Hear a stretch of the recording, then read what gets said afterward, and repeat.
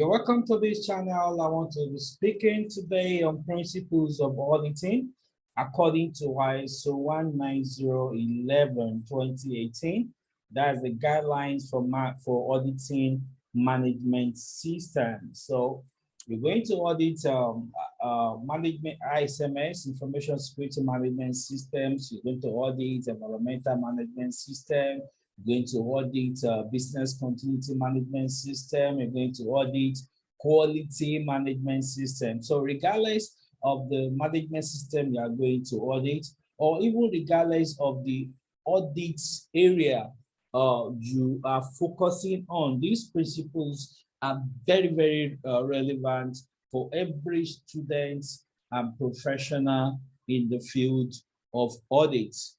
Okay, yeah, so let's look at the principles according to ISO 19011. Number one principle, integrity.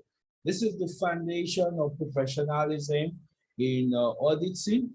Regardless of the type of audit you are going to carry out, the auditor is expected to be somebody with integrity, somebody that is reliable, somebody that has sound judgment, all right? Somebody that is ethical, somebody that is not swayed by bias, okay? So that integrity is very fundamental. As an auditor, you are going to see temptations, you're going to be offered, inducements to make a wrong judgment or to make wrong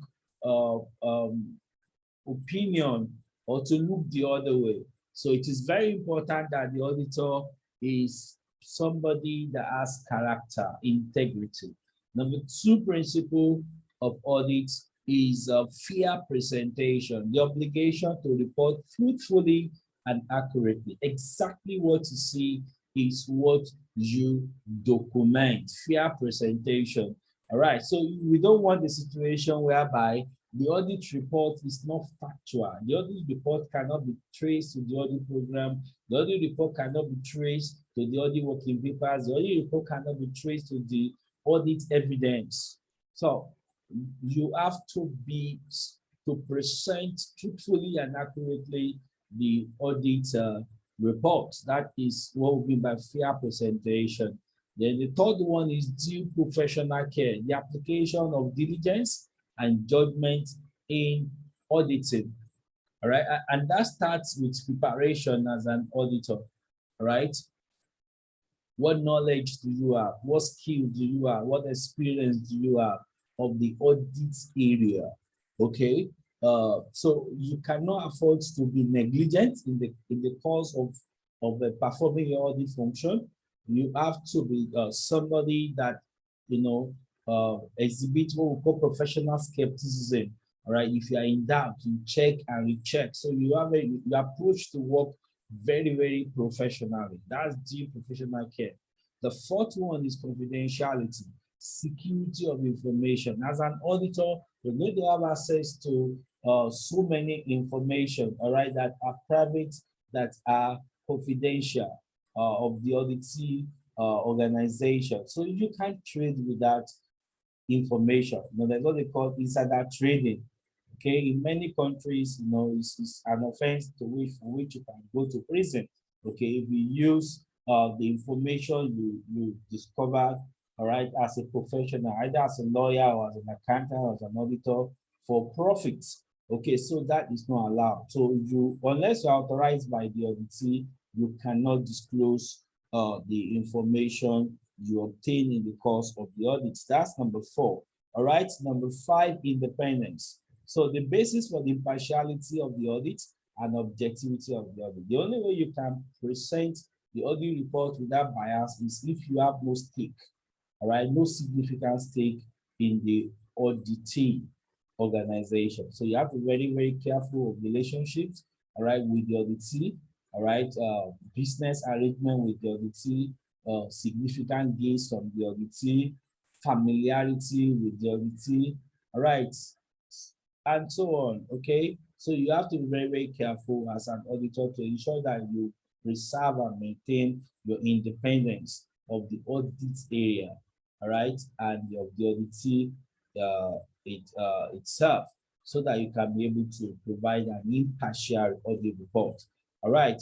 Then the next one is evidence-based approach. I've talked about that, and it's very important. You only provide audit report based on evidence, what is called objective evidence in management systems. All right. So you have to be able to provide objective evidence, evidence that cannot be rationally challenged. So you have to provide evidence that a reasonable person, all right, a rational person, all right, cannot challenge that evidence. All right, so you take screenshots, okay, of evidences.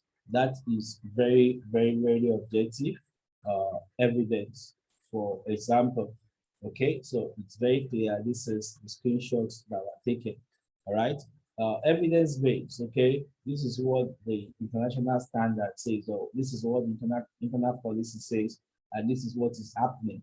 All right, so it is clear that there is non-conformity. The information security policy says this is, well, what we should be doing. Perhaps this is going to be the minimum number of password characters, right? Then you go to the Active Directory, you see that what is implemented is not the minimum number that the information security policies recommend. So you can see clearly that is going to be an objective evidence. Okay, so we have to ensure that audits that we carry out are based on evidence that we have systematically and impartially gathered. All right, the last principle of audit is that audit must be based on risk-based approach. And that means the audit considers the positive risk and the negative risk. So the positive risk, of course, are opportunities. All right. So even as auditors, it's not all about non-conformity. The auditor knows the organization in detail, all right? Because like I always say in audit classes, audit is process-based. So the best auditor is the auditor that knows the process. And in knowing the process, you will discover areas of improvement, you will discover areas for business process or engineering, all right? So you discover areas of continual improvement and you make recommendations, okay? Plus 10.2 of ISO 27001 plus 10.2 of ISO 22301. Okay, so yeah, there's room for continual improvement, and audits can help with that. Okay, as regard recommending opportunities for the auditee. All right, and apart from the opportunities, of course, you will discover negative risks also.